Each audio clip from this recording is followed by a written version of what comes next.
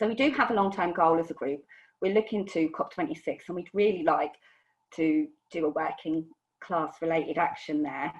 It's not for a while, but time moves quickly.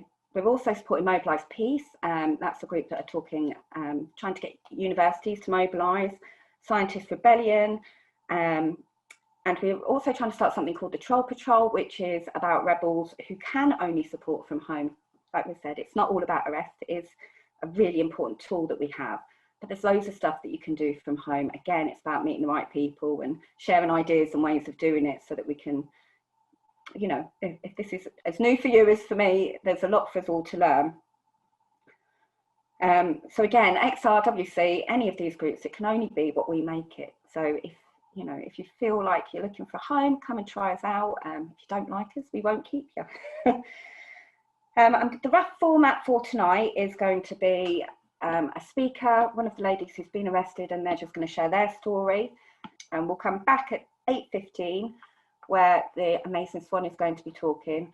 And she has a lot of experience with net as well. If you've not been out to the woods, it's a totally different experience to rebelling on the streets. And then we're actually going to run over, and it's not just because of my bad timekeeping as always. I don't know if you heard Kathy Eastburn started disobeying the doc last week. She was up in court and she refused to follow business as usual. She was given 2 weeks in prison, but they released her tonight, and Kathy, just being wonderful, isn't going home to rest. She's going to come and join us at 8:30, and she's going to share her story too. So I'm really excited, and I'm really grateful. The 4 ladies for speaking tonight, yeah, they're just amazing, and I'm really grateful that I get to sit here, talk to you for a bit, and then share their voices with you. So that's it really. I've got a couple of minutes, so I'm just going to share a tiny frustration.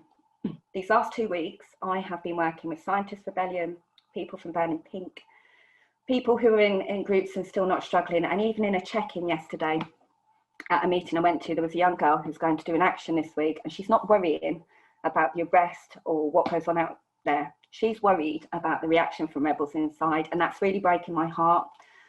So just to really ask you to just radical trust, really.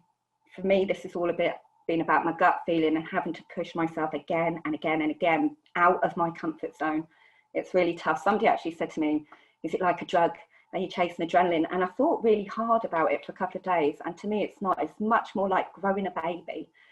It hurts, and you know things are going to be uncomfortable and tough, and then there's some pain, but the outcome is really worth it. So I'm not chasing glory, fame, or an adrenaline. I'm chasing a fair future for my children. And I haven't met a single rebel who's really out there rebelling, who doesn't really get the community side. And when they're not out doing this stuff, are working on that too. So I'd just ask you to, you know, if you see an action and it upsets you, just have a think on yourself before you go and you slate them rebels, please. Okay, so that's me taking a liberty, being a facilitator. We've gone a little bit quick, so Teresa, if you're ready, would you like to share your story with us, please? Thank you, Tracy, and thanks everyone for having me today. My story with XR began, like a lot of people, in the April 2019 rebellion, and when a few of us from Scarborough went, we had a tent, and really it was fabulous. I mean, the police weren't really an obstacle, there was no real oppression, and in some ways that gave us a bit of a false hope for the next rebellion, I think, because then so the first rebellion, it was just a lot of outreach, walking around the different sites, being amazed, thinking this is brilliant, so pleased to be a part of it. And my son had said to me, would you get arrested? And that I kind of thought to myself, would I? It never occurred to me then that I may put myself in that position. And indeed I didn't until the following October, at the rebellion in London. So I went down, I was part of the XR North group on the Millbank, and from the moment we arrived, really, in the morning, the police were not letting us set up any of our tents, any of the kitchen, nothing. Everyone was just getting taken away. So I did end up staying there on the Millbank, just got huddled up in my sleeping bag, things like that. I thought, right, we'll see what tomorrow brings. But tomorrow, the next day was the Tuesday, and it ended up with just a tarpaulin on the road. I sat there with my bag and my tent, everything rolled up. I just sat there until finally the policeman tapped me, and I did what everyone does, pretend not to hear them, don't give them eye contact. And he was just, I suppose, reading me my rights, whatever. And finally I did get carried away. I wasn't really scared. I kind of I knew that I was going to allow myself by then to be arrested. The arresting officer was very young and he was almost apologetic, and there was nothing fearful about it at all. It was just kind of, all right, well, that's me. And then you're in the van with 3 other rebels, so you're talking all the time. That was at 10:30 in the morning. I got arrested, so they released me at midnight. So that is a long day, day in a cell. Time drags. You do ask for a book. That is one thing you do learn once you are going to be arrested, is get a book, because there can be a lot of hours. And then there's all the things like the photographs, the fingerprinting, the solicitor, the you know, with the police, having that meeting with them. So yeah, it can be a long time. You do sleep, but it can be a long, long day. You don't know what time it is. So it's quite disorientated. But then again, you come out to have your fingerprints and you see all the other rebels, and it's like, great, I'm not here on my own. We're all here. And it just fills you with love, really, because you know that you are just a part of this movement of people making this sacrifice. You're not on your own. So that was my first arrest. So then I realised, after I did some HS2 sort of, we did the Rebel Trail walk and I got involved with the Stop HS2. So then when we had the September Rebellion this year, I'd arranged to be part of an action then. So I pretty much knew that time that I would be getting arrested, because it was a lock-on and it was in London. And so I knew. But what was also better about that action was that I was involved in it with other people, rehearsing it, planning it, the logistics of it. And it is, I know somebody said it's not for the adrenaline, but adrenaline sees you through it. Well, in my case, it does. And, you know, it does give you a lot of strength. And so I did the lock-on outside the Home Office in a log with another guy from the HS2 Rebellion. And it took them about 4 hours to get us out. And then that was another police thing and all this. But luckily, on both of those occasions, there was no further proceedings. They just basically let me out again at midnight. And by this time, you're kind of used to it. So, you know, ask for the drinks, ask for your vegan meals, ask for your blanket, ask to turn the light off. So you do know how to make the best of a bad job once you are arrested. So my third arrest was part of a bigger day of action, and that was the Stop HS2, where we stopped work for a day at the HS2 sites. I think that was the 9th of October. So I was lucky enough to be part of the group that went in with one of the bamboo structures early in the morning. Some brave girl went on top of it. I was locked on. There was 4 of us locked onto the structure, and we sat outside those gates from 7:30 till 2:30, I think, when we got arrested. And that's more of an endurance. That sort of action and lock-on is more of an endurance test for my part. And well, I was very lucky. It only rained a little bit at the lab. We were so lucky in so many respects. And once again, my arresting officer was a very young man, that almost apologetic sometimes. So there's never any, there hasn't been with me intimidation from the police. However, I do realise I'm a woman, I'm over 60, I'm white. I've got so much privilege. If they did lock me up, well, you know, I'm not like I'm earning and I can't lose a job. And I'm a lot more privileged than a lot of people. A lot of people have to think long and hard before they get arrested. For a woman of my age, I do believe I have a lot more privilege to put myself in that position, and a lot less to lose than a lot of other people. So it never is something to be taken lightly. But once you have made that first step, it does make you stronger. And the first time I got arrested for sitting in a road, so I thought, if you're going to be arrested, you might as well make it worth your while to do something of positive action. And so I'm very glad I did that. I'm not so lucky with my third arrest. They are pressing charges, and it's to do with the trade union bill that they brought in after the media action. So that's another thing. It's a pain in the arse, actually, because I've got to go back to St Albans. I live in North Yorkshire. Back to St Albans at 10 o'clock in the morning. So logistically, it's not easy. I can't grumble because I put myself in this position. So I'm not grumbling, but I'm just saying, then there's the other things that maybe costs, you know, and if you do continue to do it, then maybe look at prison, like we've just seen with Kathy.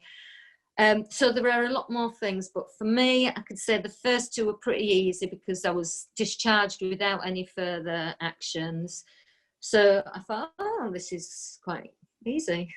But no, so now I will be in court. Well, they'll probably be delayed with all the COVID situation, but yeah, so that will be the next thing for me, will be my court case. I've been told to keep away from HS2 sites, but I'll be honest, if something came up, I'd probably flout that sort of bail condition if necessary. Exxon Northamptonshire are saying that you're really hardcore. That Millbank crew said took a proper soaking at your first arrest. And somebody's asking if your first arrest and last arrest, did they feel different? They did feel different because the first arrest, I was completely baffled, really. Do this, get up, wake up. The third arrest, I was like, nah, can I have some water? Can I have some hot food? My clothes are wet. Can you get me some dry clothes? I was basically telling them what I needed. And that was really important because there was a young girl, well, she's 17 actually. She was arrested at the same time. She was soaking wet. They kept her 5 hours in wet clothes. They didn't offer her anything to drink. They didn't offer anything to eat. And when we all left and sort of met, when we all got released at midnight, I felt so gutted that she didn't know to ask, but next time she will know. But that's probably the thing about the first arrest and your third arrest, is there's a learning curve. I took a decent book after the first arrest because they just give you rubbish. So every rebel I know who knows they may get arrested has always got a good book in their bag. That's probably the number one thing. So yeah, and there was no fear, and everyone in that police station was as nice as pie. But I do understand that's not always the case for every rebel. So, you know, it's hard not to be sucked into their chumminess. They might be really speaking from the heart or not, because you don't know how they're going to treat other rebels. And, you know, we always have to take it cautiously how chummy we are with the police. Just think on, that's all I say. Yeah, that's really good advice. Really good advice. We've got somebody in from Milwaukee, Susan, who's a registered nurse, a retired nurse, and she's been fighting against in the pipelines with Indigenous activists. That's just amazing. I hope I end up in a breakout group with you, Susan, at some point. Thank you so much, Teresa. Yeah, for what you do. Can I just say one more thing? Please do. We are so lucky to be arrested in this country. I know there's a lot of things wrong with it, but if I may not be so brave if I lived in those countries where you just don't know what's going to happen once you get arrested. You don't know when you're coming out. You don't know what they're going to do. So I don't feel brave. I feel privileged, like I say, that I can be so active within this country. Thank you all for listening. And I really hear that, Teresa. even in the UK, if you're fighting a different cause and your skin's a different colour, there's a woman called Huda, I hope she doesn't mind me calling her out, she's fighting against Elbit, and I've watched her being thrown through the floor onto the ground. And yeah, we were crossing paths, and anyway, that's me going on. Shall we move on to Christine? Okay, hi everybody. So I'm Christine and I am based in the northeast, in Stockton, so not too far away from you, Teresa. I don't think we've met. So originally, I first planned, I'm a bit of a snowflake really, because I've only been arrested once. Went down to London, again on Site 6, probably with you, Teresa, there somewhere. I was one of the stewards who took the site quite early on after having spent the night in Hyde Park the night before. And in the morning, I had stewarding duties. So once they'd come to an end, I decided that I'd already made my decision beforehand. I wasn't going to seek to be arrested, but if it became necessary or if I saw a spot when it would be useful, then I would go ahead. Was an occasion when we were sitting peacefully by a roadblock. I think some people had been singing, and there's a really good atmosphere. There was a lot of love around, and then the police appeared en masse and kind of ranked up in front of us. And people continued to sing, and one or two people at the front stood up to remonstrate with the police because of something that they were doing or some intimidating behaviour. And I saw them take a young man down to the ground quite viciously, and got my gander up, to be frank, and found myself just, my head was fizzing, and I just couldn't believe what I'd just seen. And he just went down like that and his head hit the road. There was a lot of people having to deal with a lot of angst at that point, but we did remain calm. And I left that gathering and went away and cooled down a bit. And I suppose that at that point, it made me realise that it was a nice thing to be at, and it was great to have the solidarity, but they weren't our friends, and they were going to do what they wanted to do when they were told to do it. And I decided which side I was on, and I was with a colleague also from the northeast, and we got hold of some super glue and visited the toilet because neither of us had anything to wear. And and I was about to hand my phone over, so I just went to text my husband to say, "Don't worry if you don't hear from me." I read a text that he'd sent an hour before to say, "Don't worry, I've had a heart attack." So I had to say, "Here's the super glue." I picked up my bag, and he's okay. Fine. So I had to leave London on that occasion. But it made me think about the process that we go through in order to take our stand, to make our position. And once I'd arrived there, there was no going back. So I was involved in the planning of the front action, which people from the north, hi Mark, will know about. I was looking forward to going there, trespassing. I got my mind round to, last putting myself in a position where I was going to get arrested. And it's okay. It was long enough ago. So don't be upset. The day before that action, my father died. So I couldn't go on that. Anyway, with trepidation, I decided that I would go on the last actions, the Northern Uprising and the rebellion in London, keeping my fingers crossed that I wasn't going to get any tragic news that would stop me from going. not superstitious, but you do begin to wonder. So anyway, I decided, because one of my concerns about XR is that, of course, it's very white, and of course it's very middle class, and of course it's also very London centric. So I decided to go to the Northern Rebellion, and I spent a couple of days in Manchester. I explained in our breakout group that we're having some problems here in our site, because we've become quite fractured. I think that happened around about the time of the first lockdown, and we haven't really regrouped.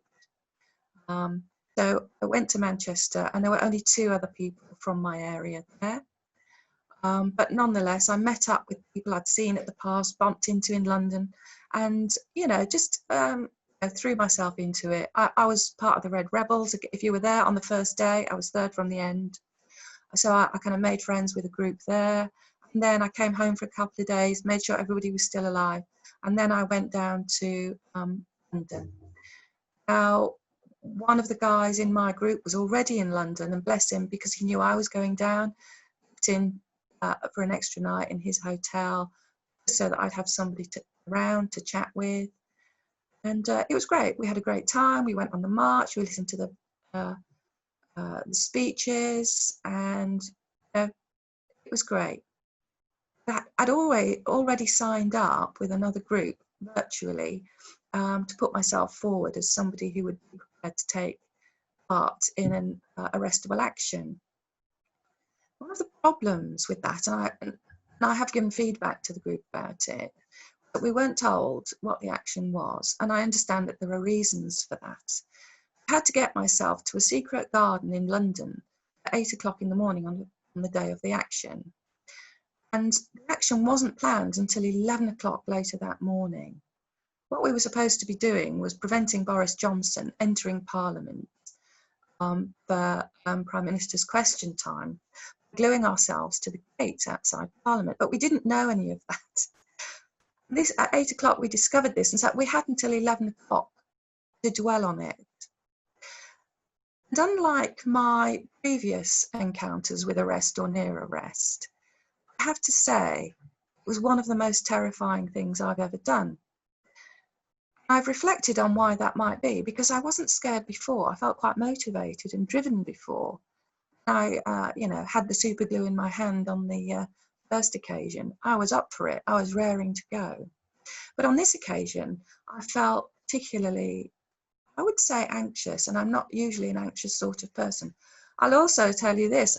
I've been to a war zone. I'm a nurse, and I've worked in very violent and threatening situations. And I was never as scared as I was as I walked towards the Houses of Parliament on that morning. And I think, on reflection, the difference was, 1, I didn't know anybody, only the people I met up that morning. 2, it was premeditated.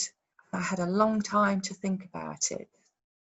The other thing is, when we got there, I realised that there were barriers that came up to probably here on me. I thought, there's no way I can't get over those, so I'm going to be arrested falling over a barrier with my arse in the air, having glued myself to anything. Anyway, that said about not really knowing anybody, I have to say I did forge particularly strong bonds with 2 people I spent half an hour with, walking from Hyde Park, wherever it was, a park, to the Houses of Parliament. We're all clearly a bit jittery, and we didn't know what was going to happen, if we'd succeed or not, and whether or not it was going to be worth it. There was one man I spent the last 10 minutes with before the action, and he stopped about 10 minutes away and clearly wanted to talk to me. He started off the conversation by saying, "Do you have any children?" Now, not to stereotype, but I've never had a man I've never met before ask me if I've got any children by way of an opening comment. But clearly he wanted to speak. He wanted to just share a moment with me. And I said, yeah, I do. And this is why I'm here. That's why I'm doing it. That's why I'm here. He said, I have too. And he showed me their photographs. And it was at that point I nearly cried. And with emotion, my own feelings, my own fear, my own thoughts about my own children, because I was carrying them with me. And I said to him, I'm about to cry. He said, I nearly burst into tears 10 minutes ago. I held it back. We just stood there in silence for a moment and looked at each other, trying not to cry, and then said, well, let's do it. We know why we're here. We reminded ourselves, as I think Teresa already said, look, it's okay. We're in Britain. We're not in a developing country. You know, these can be bastards. We know that. Yeah. No, we're probably going to be all right. Let's go. Anyway, at the last minute, the plan changed. We realised that we couldn't get the gates, and so I was arrested just as my bomb hit the road. I had the super glue in my hand.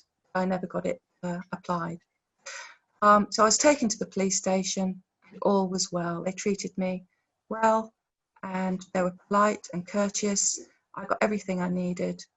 That said, I do know the woman you were referring to, Teresa, who was 17, who was at HS2, and I've spoken to her mother, and she wasn't given anything, wasn't offered food or water, and she's a woman of colour. I did bear that in mind when I was at the police station, and they were being nice to a very white, very middle class professional woman. I did bear in mind that it's quite possible in that police station and black men had been treated very differently. I was polite to them, I wasn't their friend. Yeah. Oh, thank you. There is. Just finally, I just want to say, if you ever wonder about being one of the people who go and sit outside the police station, you can do it. Do it. Because I was arrested. It was great. When I was arrested, it was all over. It was fine. I knew that I would just be taken in, and I didn't have to think about anything anymore. Yeah. I was still a bit shaken, you know. And as I drove into the police station, I looked out of the back of the van, and there were two women sitting on the pavement with XR flags. And I knew that all the time I was in there, they were on the outside. Yeah. And when I got out 12 hours later, it was gone midnight, and there were two other women still there. Had my name on record, knew who I was, told me who else had already come out, who else was already in there, and they walked me to the night bus. But I was quite safe. And it was a really uplifting and wonderful thing. And it's certainly something I'll do again if I'm needed to. It makes a difference. Oh, thank you so much, Christine. And you're absolutely right. The arrestee support, you know, we can't all get arrested. We acknowledge that. We acknowledge our privilege. But the arrestee support is just as important, because it would be so much harder to go in without knowing that people have got your backs and are making sure that we come out of there safe and whole, and with orange juice often. We actually have a couple of other rebels who were on that action. Tamar says he's been on it, and I know RGO was on the same action that you did. And Tamar is also saying, can we unmute him quickly? Do you want to add your bit, Tamar? Well, I just say, he was saying it was last minute, and it's quite interesting, isn't it, that between building it up in your head, if you know for ages what you're going to do, and the last minute. Most of mine have come together last minute. Are you there, Tamar? Yeah, sorry, I'm just so emotional. That just fucking got me there. Yeah. I love you, Christine, anyway, you know that. That just fucking got me there. I'd like to pick up on what you said about knowing the people and trusting the people. People like Candlemaker have kept me going through this incredibly crazy journey. It is the relationships we make, the people that we meet, because this is tough work. You know, we're pushing ourselves right out of our comfort zone, and carrying a lot.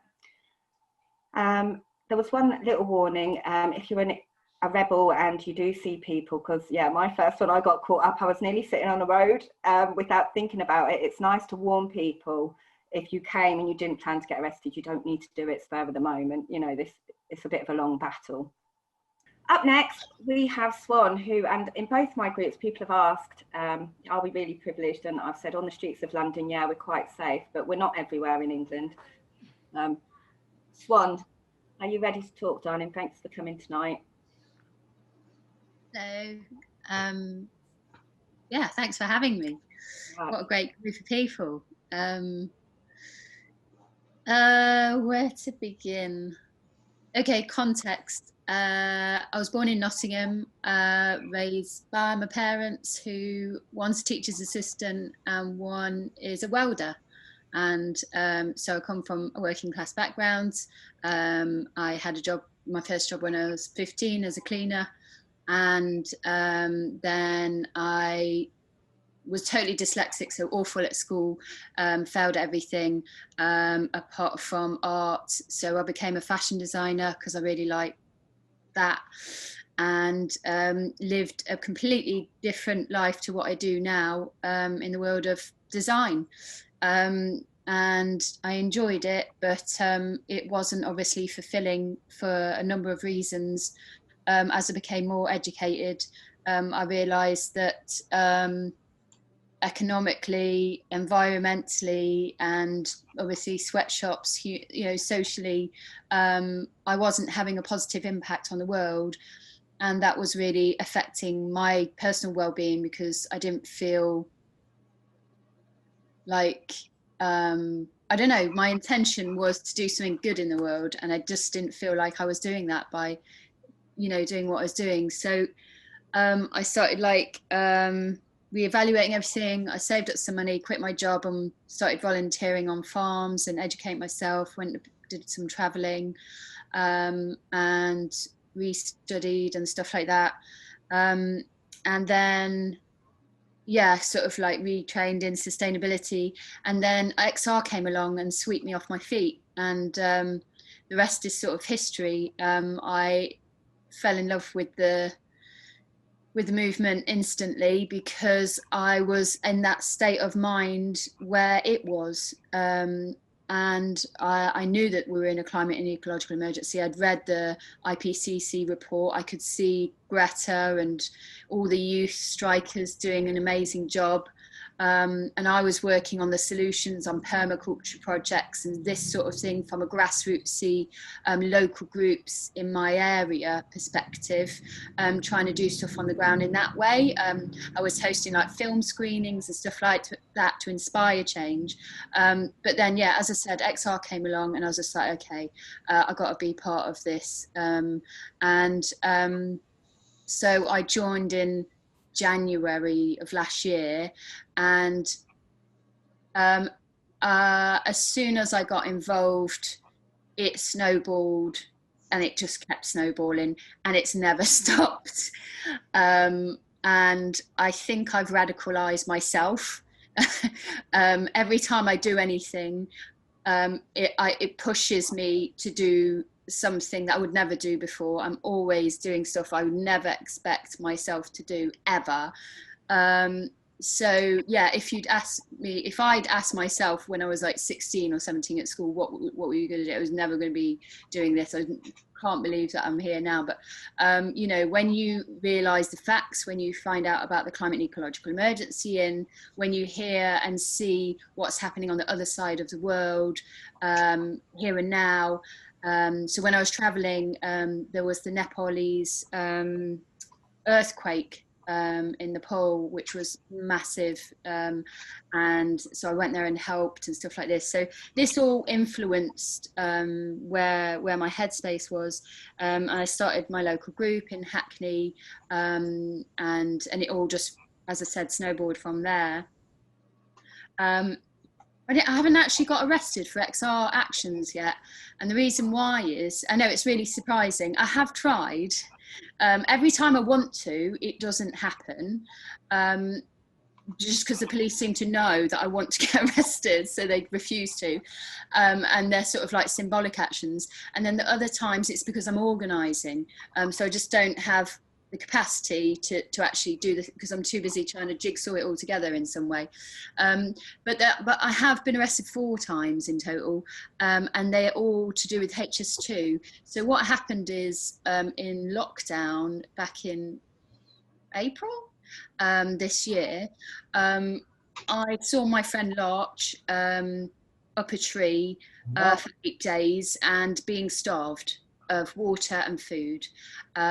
And watching those videos, sort of, I couldn't sleep at night. I was in my parents' house in my bedroom, and I couldn't watch what was going on to my friends and to the environment, and sit there and do nothing.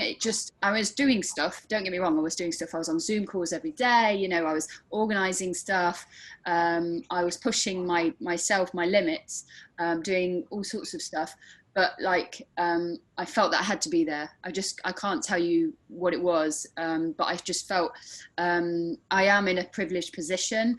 I don't have a mortgage over my head. I don't have any, you know, sort of children responsibilities, animals, these sorts of things that hold me back. So I've got that freedom to make those decisions. And I just decided, even though my mom was really freaking out when I said, oh, I'm going out, I know it's COVID, but I've got to go. Initially, she was like, no. And then she could see how distraught I was getting. You know, I was getting really worked up. And then she's like, oh, no, it's okay. You've got to go, you know, for your own sanity.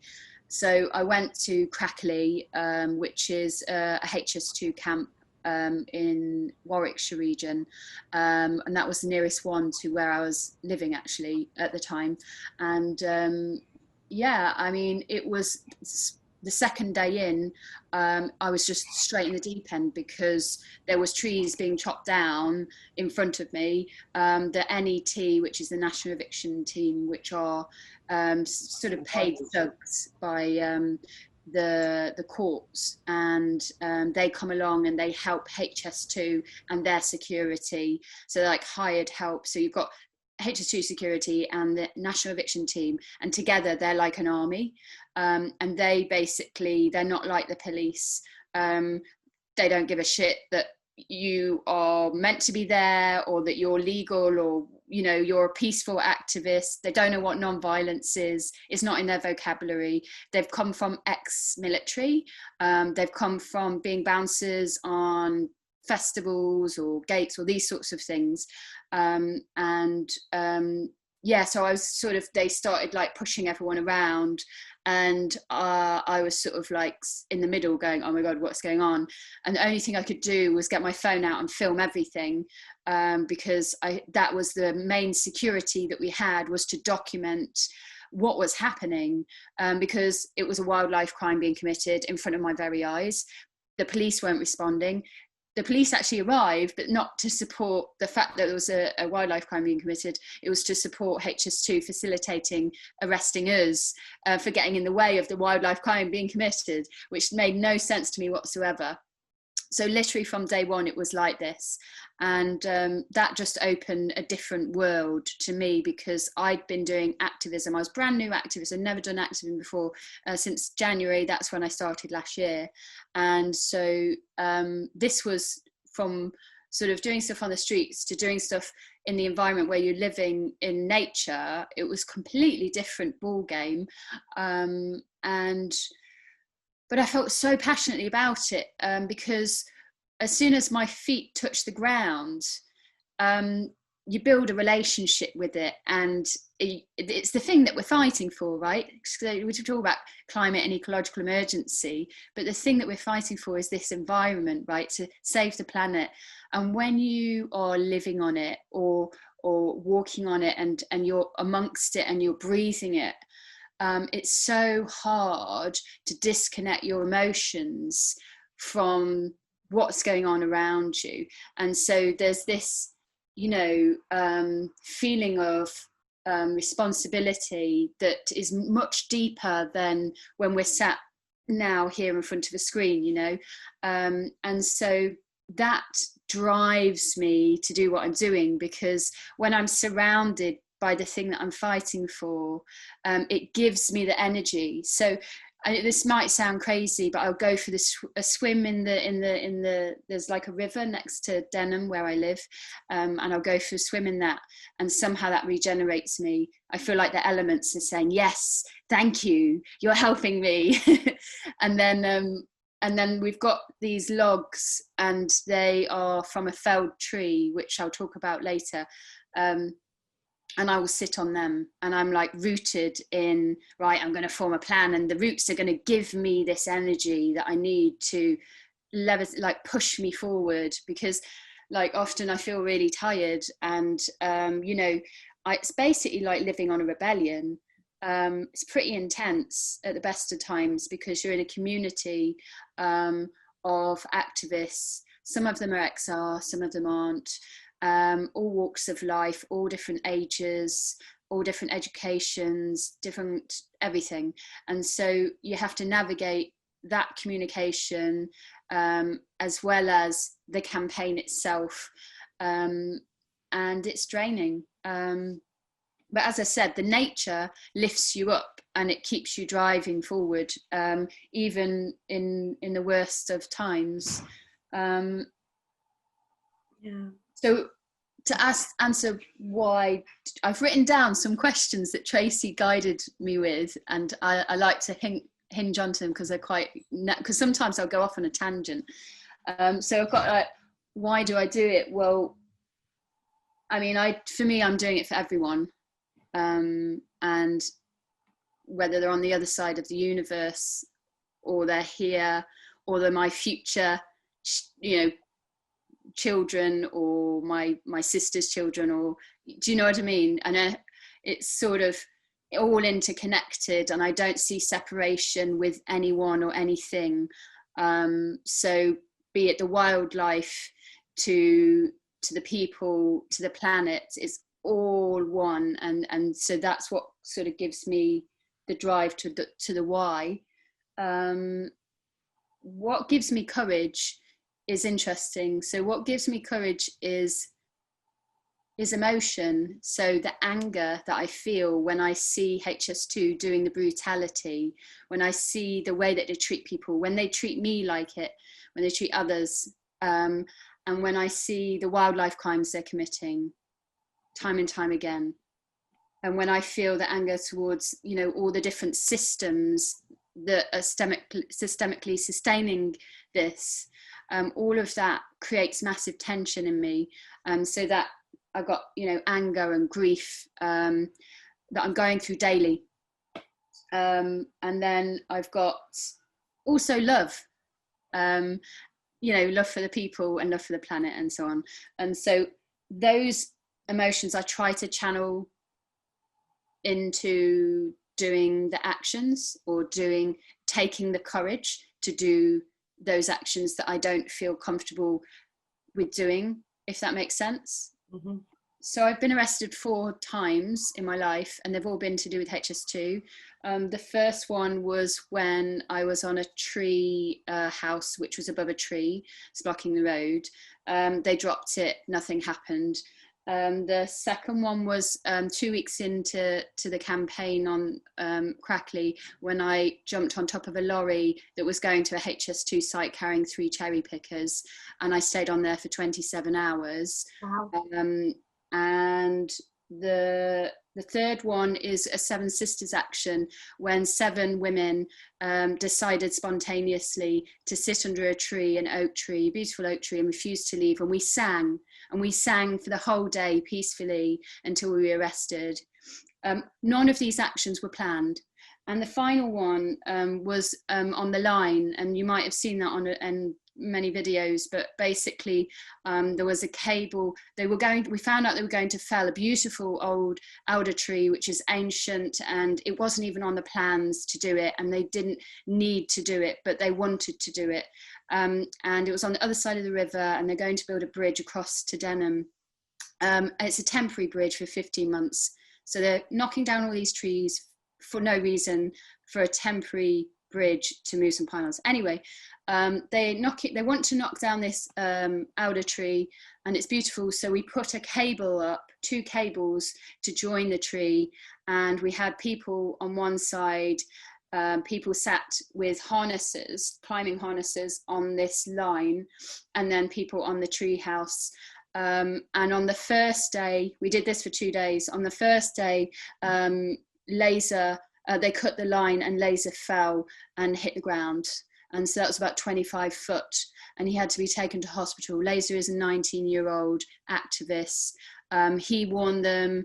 HS2 knew what they were doing when they cut that line. And he was okay. He's fine. He's absolutely fine. There's nothing wrong with him. He got a lucky escape.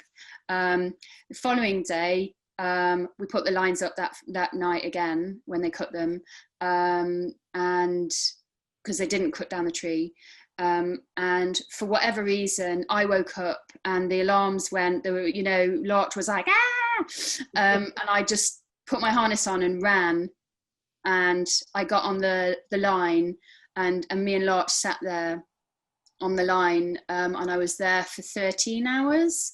At this point, we've got a lot of press, we've got a lot of police, we've got gold, silver, bronze, I don't know, there was loads of people, there was an ambulance there, there was all these different people there, and the police were there. Now, the previous day, the police weren't there when they cut the line. HS2 just did it without thinking, and they took his life in their hands. The second day, that wasn't going to happen. We weren't going to let them. So obviously we called the police and stuff like that. And we took it really super seriously from day one. And we were like, you can't do this. So the police came, and after a day of trying to work out how to peacefully get us off the line, through negotiations, stuff like that, they cut the line as well, and I fell that time, and that was the police that did that. I saw it, yeah. That was pretty life-changing moment for me personally, because I really didn't expect the police to do that. I trusted them, and they spent a lot of time trying to put ropes up above us, and I thought they'd safely, put me in a harness and bring me down, because that's what they would do in another scenario, but they couldn't figure it out for whatever reason, and that's what happened. I then obviously went into a police cell. I thought I'd hurt my arm. I thought I'd broken my arm or something, but luckily, it was just bruised. But the paramedics said that they'd seen, the height that me and Laser had fallen. We could have been A, paralysed, or B, even, and I can't believe that they did that. And so, yeah, that sort of changed my life really, but it doesn't stop me from protesting at all. If anything, it's exposed the corruption, and it shows where the alliances are within HS2. And it means that we have to rethink the strategy and think about, what works, what doesn't, and yeah, why we're doing what we're doing and all of those things. But yeah, that's the truth. That's what happened.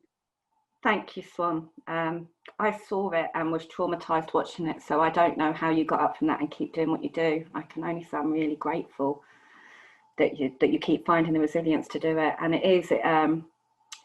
I can remember crying really hard over lots of things, but two in particular, realising how corrupt the BBC was, and realising that the police really don't have our best interests at heart, for me, were two very bitter pills to swallow. So yeah, lots of people in the chat are saying they saw it. Tamar's mum was there and she went home in tears. So how can we help if we can't go out to the woods ourselves? And I do recommend, if you haven't been, go and have a look. I was shocked. I thought I knew it from watching live streams. The emotional shock I felt when I actually went to the woods was intense. So how can we help from afar, other than keeping the live shared? Because we do keep you safe by watching and noting down numbers and making complaints while it's going on. Yeah, I mean, we're going to update the website with loads of different ways that people can get involved, because we need to grow the team so that we can have a campaign, right? And so that there's like different ways that people can enter. But like, you could do all sorts of things. You could organise an affinity group action. You don't have to go to the woods, although I highly recommend that you go for a walk through it, because as I said, there's so much tangibility and it gives you that energy. But like, you could be challenging all sorts of things, the supply chain to the UK government and all the bits in between, you know. There's so many different ways. If you go to the HS2 Rebellion website, sign up to that and follow on social media, then as I said, we're updating the website at the minute, and there will be roles that come up. But we've got, you know, like, it could be media messaging, it could be all sorts of stuff. I can't think of one thing. Like, we just need as many help as possible, really. Yeah. The same with all of our groups. We've got to find each other, and we've got to find ways of organising together and making all of our battles appear as cohesive as we know them to be. You know, the climate collapse, it's a symptom of all this shit, so we've got to find ways to come together. Coming to talk to us tonight, straight from the cells, I'll let you tell your own story. Thanks, Tracy. Lovely to be here. It's when Tracy mentioned this session a few weeks ago and said, oh, it'd be really good if you came along, I was really gutted, because I thought I probably wouldn't be around for it. And indeed, I shouldn't be around for this, but I was actually released unexpectedly this morning from prison. So here I am, and it's really, really good to be here. Thank you. It's almost like the universe decided, Tracy, that I should be. It does feel like that. I'm just hoping they don't come and correct their mistake during the live stream. Yeah, so I've repacked my prison bag, actually, because it is the only reason I'm out is a mistake has been made, a clerical error. I don't think they're going to come and get me, but just in case, I've packed my bag and put it by the door. By profession, I'm a musician and sound therapist. But I've been interested in environmental issues for my whole adult life, and actually before that as well. As a teenager, this is back in the 80s, I was giving money to Greenpeace and Save the Whales and stuff. And then as an adult, becoming more concerned about what in the old days used to be called global warming and environmental footprint. I don't know if anyone remembers that. And I did the usual things that we've probably all done of, you know, writing to my MP, very earnest letters and signing petitions and going on all the marches and all of that. And feeling actually for the last 10 years, increasingly depressed about the state of things and how, like, everything seemed to be getting worse rather than better. Nothing seemed to be moving in the right direction.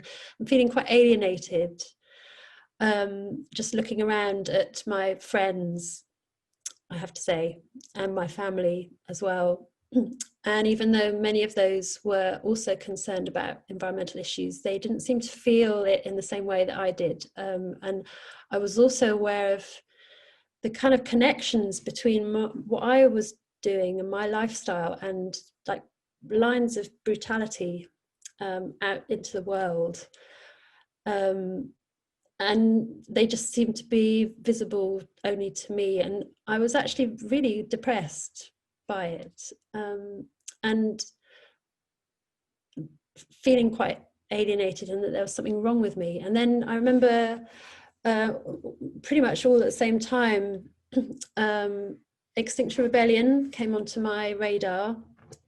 I had previously been interested in rising up, because I had also been involved in things like UK Uncut and Occupy as a peripheral. I wasn't very active, I have to say. I was more into kind of just turning up on my bike and giving people sandwiches and money. I didn't see myself as someone who was like an activist at all, but I was kind of peripherally involved in things like that. And then XR came onto my radar, and also the IPCC report that came out in October 2018. I remember hearing about that, and Just realizing how bad the situation was, and starting to read the science and realizing how fucked we are unless we take action, and also coming across XR and realizing it wasn't just me, there were other people also starting to think like we got to do something different. So I started off as a kind of legal observer, actually, because I was trained as a legal observer already through Green and Black Cross, and then decided to step up and be arrestable.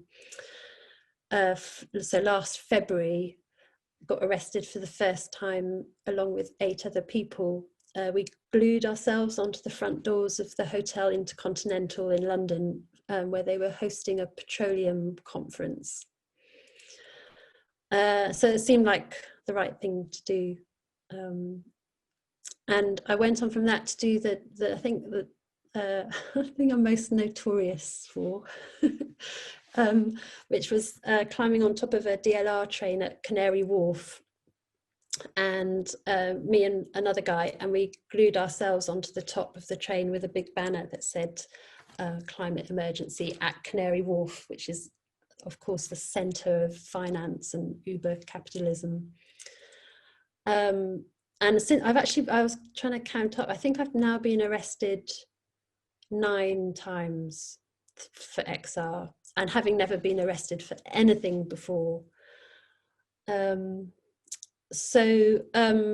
Tracy has asked me to mainly focus on disobeying in the dock and extended non-cooperation generally. So in September, as part of the rebellion, me and a few others decided to really focus on what we call extended non-cooperation, which means when you get arrested not cooperating with the police. Quite often people go floppy when they're arrested, because that is a real pain for the police, because they then have to carry, like 4 of them have to carry you to the van instead of you just walking to the van. And we decided to kind of go with that idea and extend it further. So physically non-cooperating, not just to the van, but in the van, the other end into the station and inside the station. And also what we called legal non-cooperation, so like refusing to give your name and address, not just at the point of arrest, but also in the station and maybe in court if you're taken to court as well. And that idea has really taken off, and we're very pleased about that, because it's just a brilliant way of, if you are going to get arrested, actually adding value to adding disruptive value to your arrest by just doing a bit of, and it doesn't have to be lots, it's really, you can just do as little or as much as you like. It's all good. And so quite a few people did that in September, not just at the kind of launch event that we organised, but in other actions as well. It was really lovely to see lots of actions in the rebellion, people going floppy, people reporting back afterwards that they'd refused to give their name and address in the station. And we've kind of got a lot of feedback from people about how they got on with that. And we've actually recently done a little summary of what we learned. And I just thought I'd share a couple of the kind of key findings with you, because I think they are, they're food for thought, really. So one thing that we've learned is that going floppy really means that it means, it's sort of passive non-compliance. It's not any kind of resistance or tensing up, and that sometimes people don't quite get the distinction, but it's a really important one, because on the one hand, if you resist and sort of tense up and obstruct, you can, well, A, you can get done for obstructing the police, which is an additional charge. And B, it seems to also like provoke the police into perhaps treating you quite roughly. So we did get some people doing that, perhaps not quite understanding what non-cooperation is, and doing that kind of resistance, and actually getting kind of scraped and bruised and bumped. And we found that, on the other hand, if you literally go floppy and just go completely sort of passive, and also engage with the police as you do it, it seemed to be a much kind of better experience.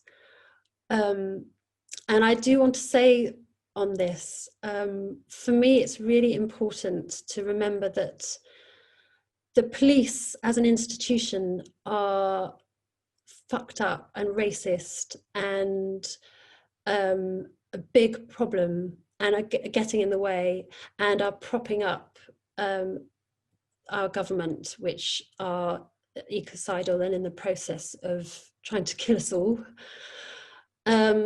However, individual police officers are human beings, and it's not that they're saints, and you do have to wonder sometimes, well, what makes somebody be a police officer? And in fact, as with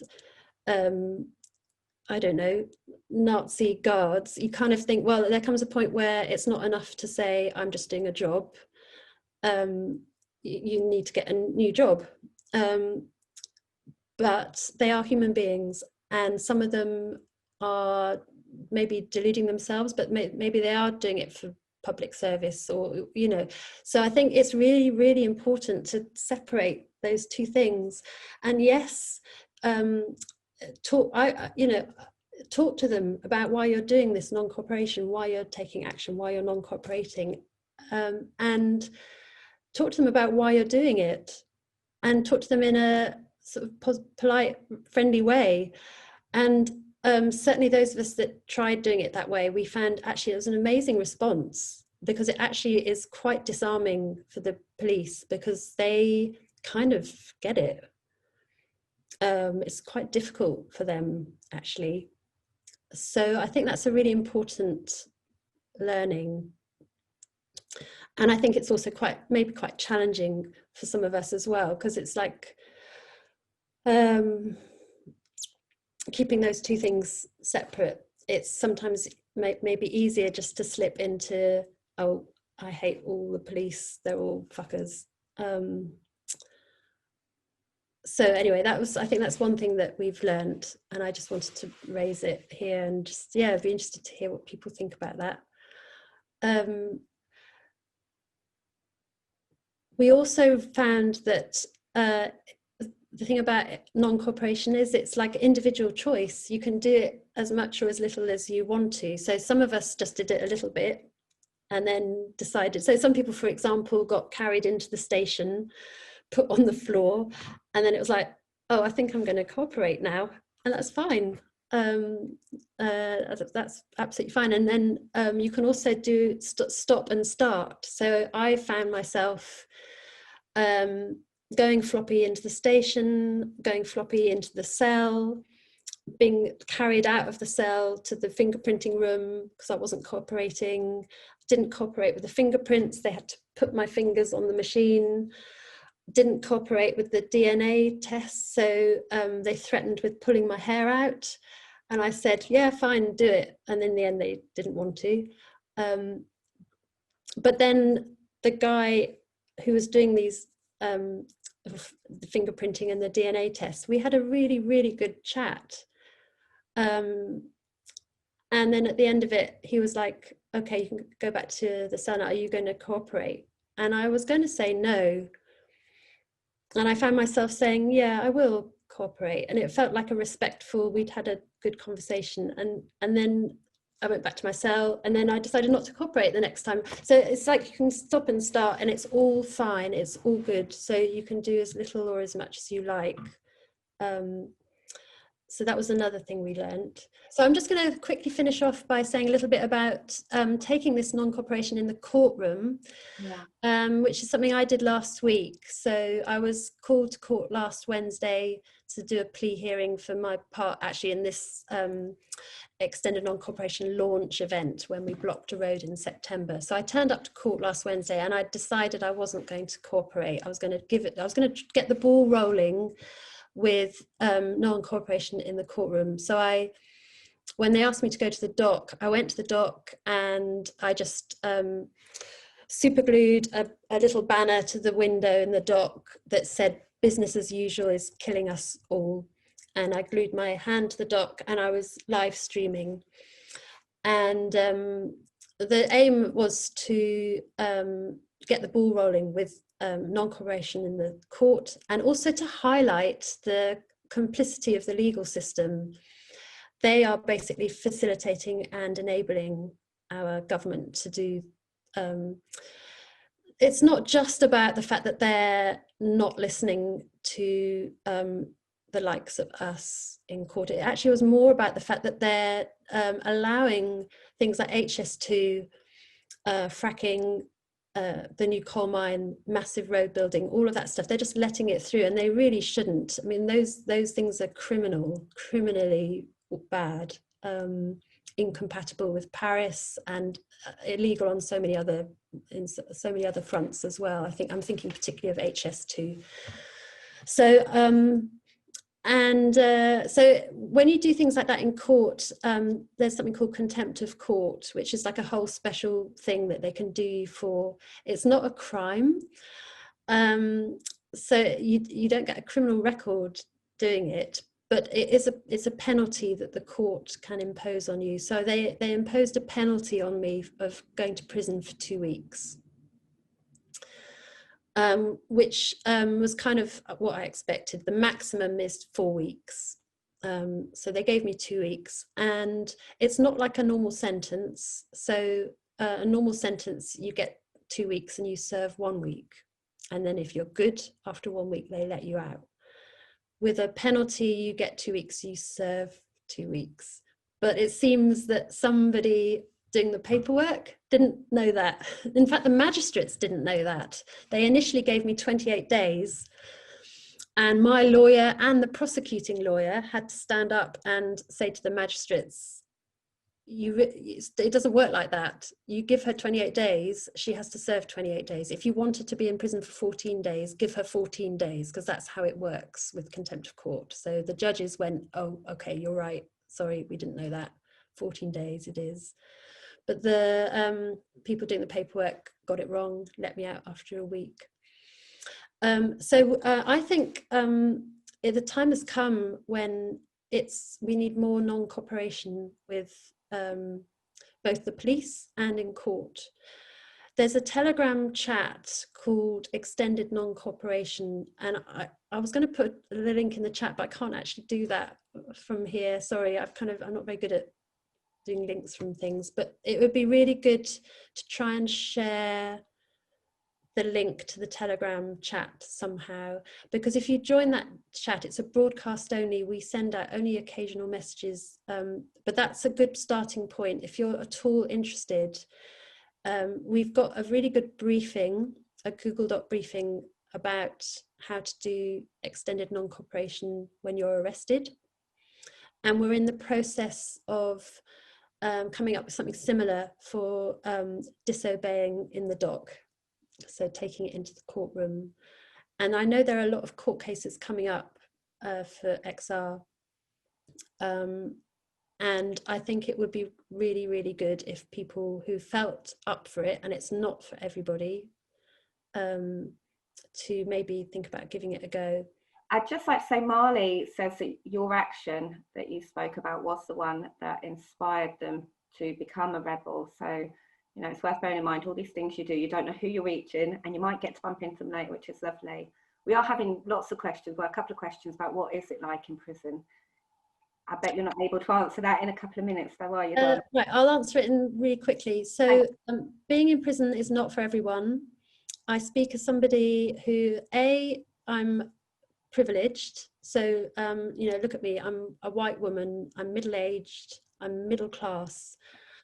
All those things mean that getting arrested and going to prison are not particularly dangerous for me. And I know that. So, B, I also have like, I have resources and resilience. So I'm quite good at being in a cell on my own. Like I'm quite good in my own company. I'm quite resilient. I can meditate, I can do yoga. I've learned little routines for exercise that I can do in a cell. So it's not for everybody, but I think it's really, it's almost like taboo, and it's really not that bad. To go to prison for a short stretch is not that bad. I think maybe it's worse for men in some male prisons. Like Roger was in Pentonville, which is a shithole. It's really hot. I mean, like that, he had a really tough time, I think. But Bronzefield Prison, which is where women get sent to from London, is kind of fine. I mean, you know, it's not quite as simple as that, but it's in a nutshell, it's doable. Yeah. Yeah.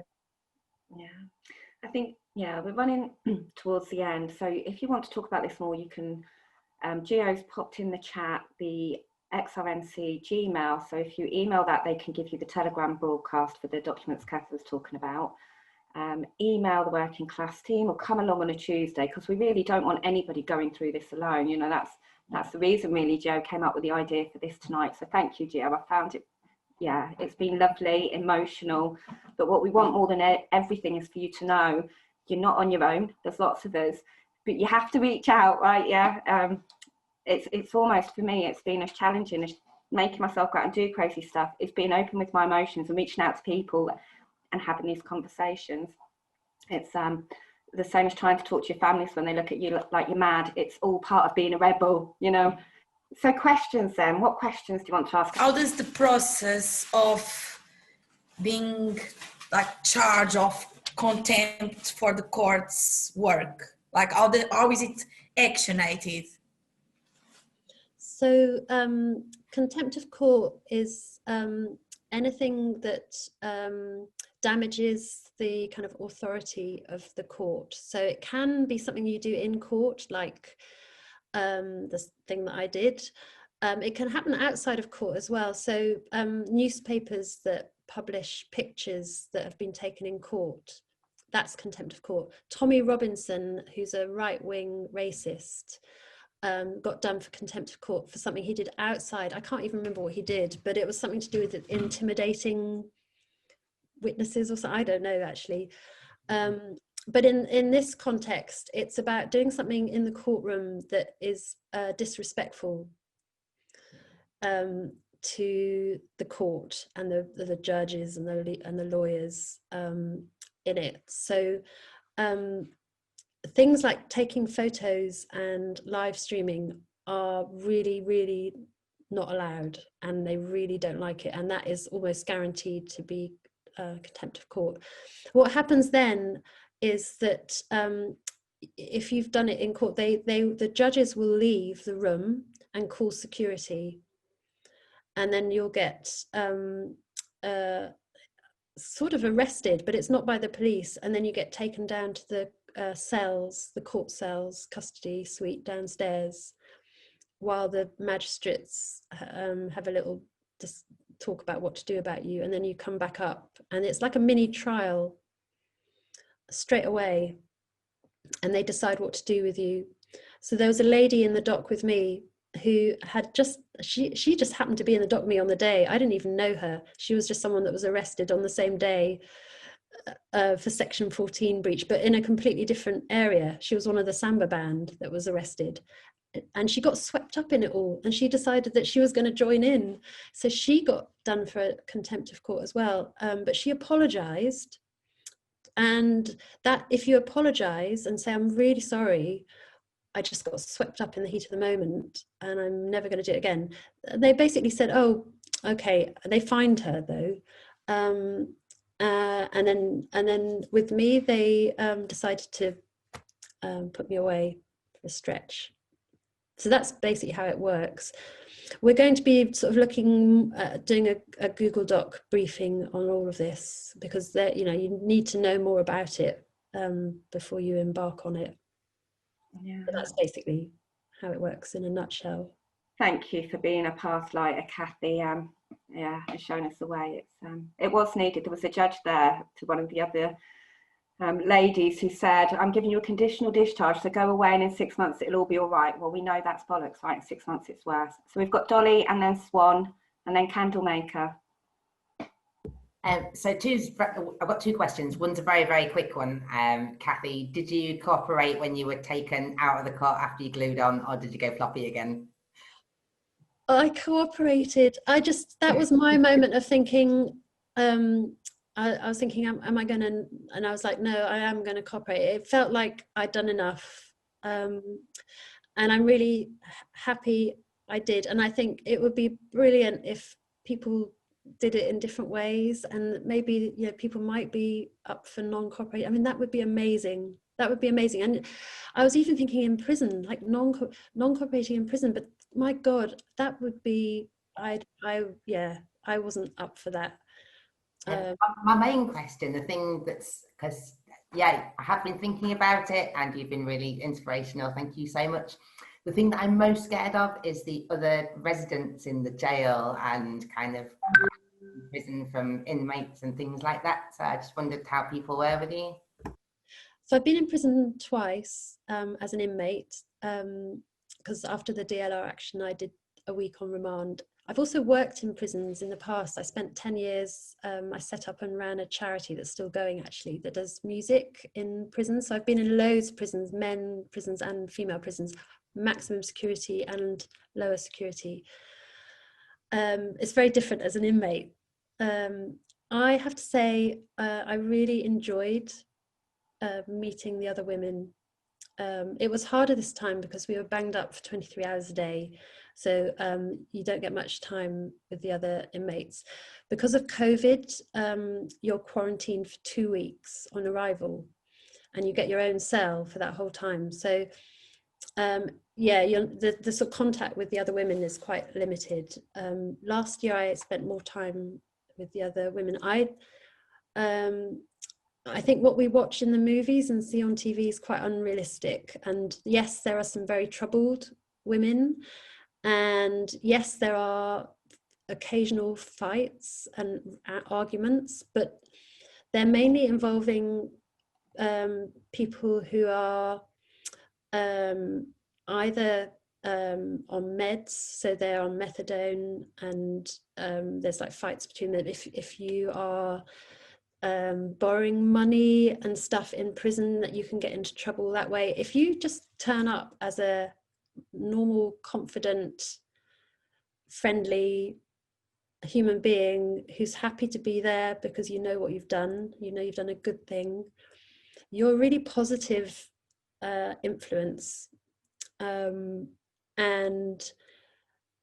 I think it's sort of getting the good balance between not being too pushy and loud and not being too head down and mousy. It's sort of just being like a normal person. And most women, in my experience in prison, are just really like, it's kind of tragic actually. They're very vulnerable, shouldn't be there, need help, missing their families desperately.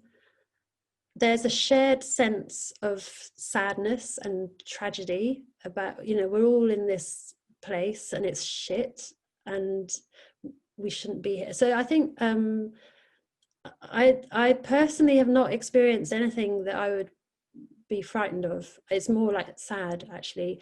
I think it's different for men. There's more violence. There's violence in men and women's prisons. The violence in women's prisons is mostly inward directed, so self-harm. In men's prisons, there's more external violence, fights. But so I can't. But if I would say, as a man, I would still be up for it, because I think the same applies. You can be a positive influence, and as long as you're not on drugs or owing people money or a sex offender, because they get into trouble. People, there's a hierarchy of what people have done. People are quite curious about, like, why are you here? What do you mean you glued yourself to a train? That's ridiculous. So yeah, sorry, that's a bit rambling answer. But important question. That's a good question. Yeah. No, that was beautiful, and your compassion for other people is just touches me, Kathy. Swan. I feel like you answered everything that I was going to ask. Thank you. It's really interesting. I'm learning a lot. And I'm wondering, I'm wondering what it would be like to push that inside the prison, the non-compliance technique, because I'm thinking about the suffragettes, and they obviously did hunger strikes inside, and I think Diane did that once. I don't know if anyone else did that, but I'm interested to know what they do, because I know suffragettes, they forced a pipe down and made them, swallow the food. So yeah, there's loads of stuff that you could probably do inside as well. Yeah, I hear you, and I've been thinking that I think if I'm doing it, I'd rather be a group of us in there trying it together at the same time. That would be a big brave one to light the way on your own, because but yeah, Gio.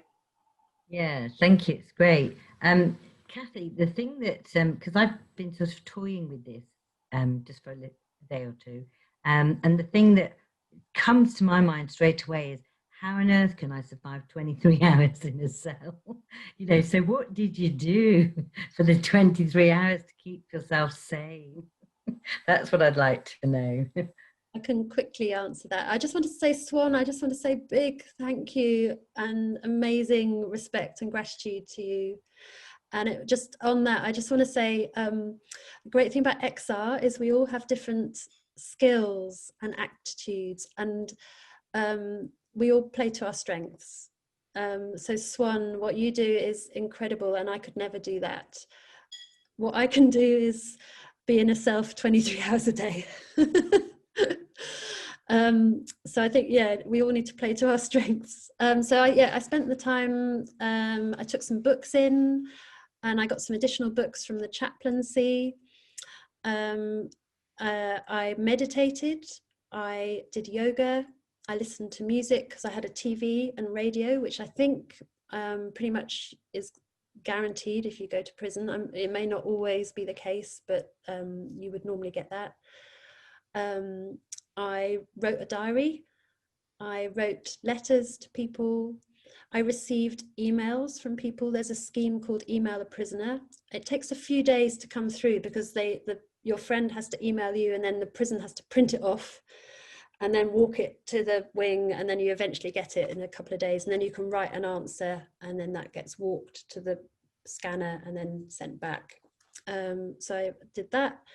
I had a phone in my cell. Not all prisons have phones in your cells, but a lot do now, particularly with COVID. They've now installed them. So once you've got your phone credit sorted and your phone numbers approved, it takes a few days, but then you can call people. And so I did that and slept, caught up on my sleep. Yeah, it really could be worse. And I just like to think of it as a kind of a bit like a retreat, but with worse food. You get vegan food, but it's not great. I wouldn't like to do it for longer than maybe a month. I think after that it would get seriously challenging, but a couple of weeks is really not bad. Yeah. Thank you. I've seen two more fingers up, Kathy. Are you all right? We've got David and then the candle maker. Is that okay? Yeah. So David. First off, it's so powerful, your story. How did you get released from a police station without coming up with any ID? So do you mean if you get arrested and you don't have any ID, what happens? Yeah. So that's a really, really great way of not cooperating. So you don't have any ID on you, so don't take any bank cards. I took a few books, and then I realized on the way to the action that they had my name in. So I had to rip out the names. Don't take your Oyster card if it's got your details on it. Get a cash, but like a burner Oyster card. It's brilliant. And then if you get arrested for the right thing, so for example obstructing the road, the police have no right to take your fingerprints, so they then literally can't find out who you are. We made the mistake of sitting in the wrong road, and then we got arrested for breaking section 14. So that meant they could fingerprint us. So when they fingerprinted me, even though I didn't cooperate, they made me put my fingers down. They found out who I was, which was a bummer. But if you are not fingerprinted, or if you're a first-time arrestee and are not on their system already, they won't be able to find out who you are, and then they keep you overnight. They might release you. They might just say, oh, yeah, give up, just off you go. But they'll probably keep you overnight and then take you to court in the morning.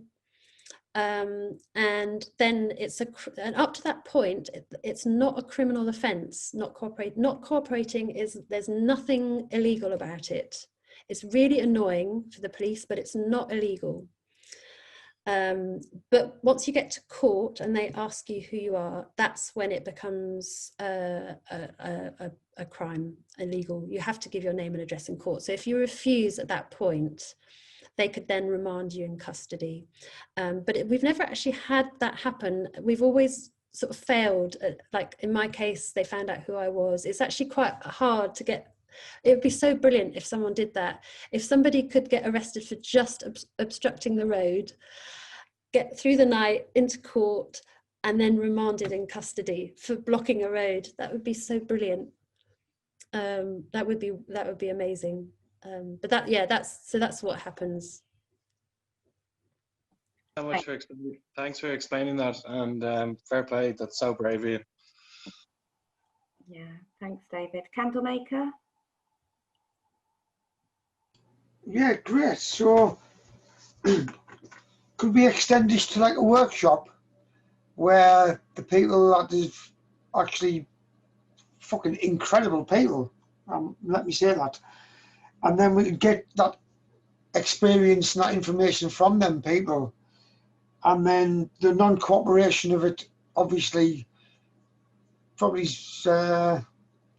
best person asked this is Dolly, really, to expend to a workshop, and then just for people that have come on board as such, wherever they come from and however they come, and then there's some kind of format there where there's some kind of guidance there, if that's the right thing to say. Correct me if I'm wrong. Might be interesting to have a workshop for that and set that up, because I'd be interested in it. And then it could give people insight on what they might be looking at if it does not, if it doesn't already exist. But it's all fresh energy coming into this group as a working class group, and then these incredible people again sharing their experiences. So it might be to bleed on possible to make a workshop out of that. Does that make sense? Thank you. Yeah, so I heard you about the Telegram broadcast chat, Kathy, that we can follow, and you've got the information on it. Has there been a workshop set up yet, or it's too fresh? We haven't really done any workshops. We decided not to before the September Rebellion. I can't even remember why we decided not to. It might just have been like practical reasons, because we were all very busy organising different stuff. But I think that makes a lot of sense, actually, Mr. Candlemaker. Yeah, like for example, if this group were interested in taking it forward to like organise a workshop, and then yeah, I'd be really happy to come along, and maybe, you know, somebody else who's also done extended non-cooperation. The Google Doc that we've done definitely is worth reading about extended, because that kind of sets out the whole stall. But also it's good to talk about it, because everybody always has, I think, you know, just we all have little things like, oh, I would do it, except I'm really worried about how does this work, or what's that like? And yeah, just having the chance to talk about those things. Yeah, thanks, Kathy. Two quick ones. So Matthew asked, is there a window in your cell? And then I saw Ian put his finger up. So the cells, yeah, you get a window. Might be a bit dirty. It's got bars on it, but yes, you get daylight. And I think somebody else put something out. Are you on your own?